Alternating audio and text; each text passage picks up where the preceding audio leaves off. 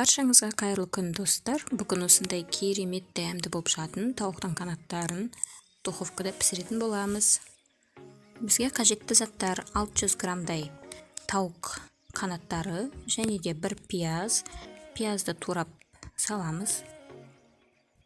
Дәміне қарай бір қасық тұз саламыз. Және де дәміне қарай бұрыш саламыз. Соя соусын құямыз, бір ас қасық. Және де бір ас қасық томат пастасын саламыз. Бір шай қасық бал саламыз.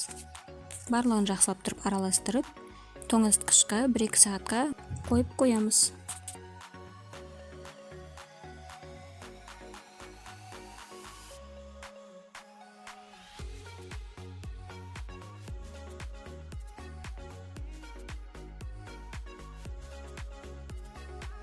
Ал ендеше осы дайын болған тауық қанаттарын таяқшаларға тізіп, духовкаға 180 градусқа 40 минутқа салып қоямыз. Және де осы қалған маринадпен духовкада тұрған тауықтарымызды қайта осылайша үстінен жағып, қызарғанша пісіріп аламыз. Мінекей біздің тауық қанаттары дайын болды. Керемет дәмді болып шығады, өте әдемі. Осылайша дайындап көріңіздер. Сіздерге де ұнайды деген ойдамын.